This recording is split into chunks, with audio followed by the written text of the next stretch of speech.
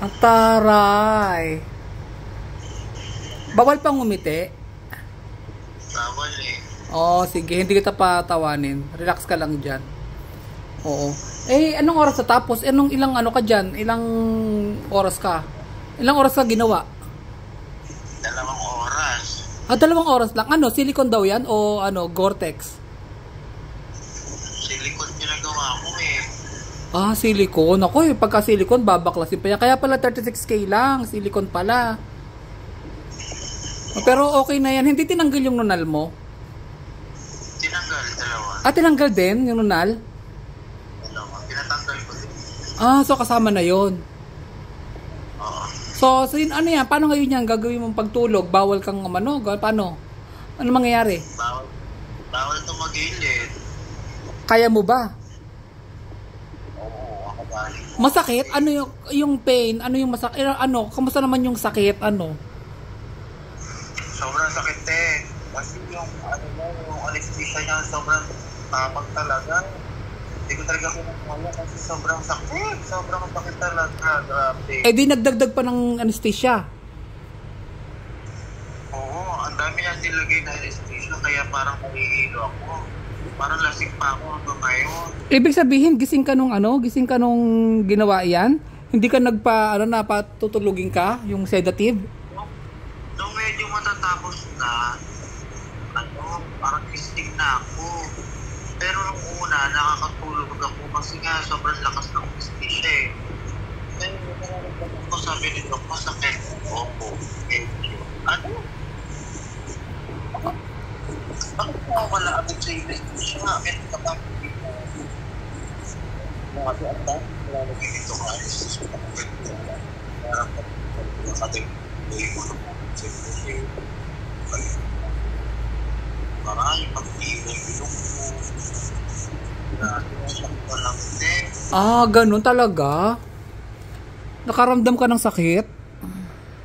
Oo, nakaramdam ako ng sakit kaya hindi ako tinigilan sa prescription. Eh, eto. Pinalagyan mo to? Pinalagyan ko yan dati pa. Ah, dati pa meron na yan. Oo. Ah. Noong December, 2 kami ni Nika. Nako. Ano yan? Kailan daw maghihil yan? After 1 week? Malimpis na siya? After 1 week, siguro sa 19, babalik ako doon para tanggalin yung tahi. Ah, okay. So, sino kasama mo? Nung nagpaano ka? Si Kim at saka si Rupa. Yung tauhan doon, si Rupa. Ah, si Rupa. Eh, ano yan? Paano yan? Ilang linggo kang di pasok sa salon? Isang linggo. Isang linggo. Kulang isang linggo. Kulang 2 weeks kasi babalik ako doon ng 19 para tanggalin yung tahi. Oo. Tapos, mga 3 araw pa ulit ako magpapagaling kasi nga syempre yung tahi. Trabaho kasi nakakatagal yung tahi ko. Alas 12 na pala dyan. So, hindi ka pa inaantok? Ano? Hindi ko masyado. Kasi ngayon, sobrang sakit kasi. Talagang masakit? Uminom ka ng uminom ka ng antibiotic para hindi mamaga. Kasi baka mamaga yan. Yun ang iniiwasan dyan. Pag mamaga, tapos magkaroon ng nana, yun ang iniiwasan dyan. Kaya uminom ka ng antibiotic. Huwag mo namang abusuhin. Kung ano na yung tamang oras ng pag-inom, yun lang. Ganun lang ang gawin mo. Baka ma-overdose ka naman. O, sige na. Good, thank you very much. Buti na't na-operahan ka na. Masaya ka na, Nes. Maga pa yan? Namamanhead? Hindi. Sabi ba siya, pag may ginatatawa kami, kayo mo lang. Kasi nakikita ko sa mukha ko na natatawa kasi parang natatawa din ako. Ah, so para maiwasan ang pagtawag, ganyan na yan. Huwag ka muna makikipag-usap sa mga lola mo, baka matawa ka.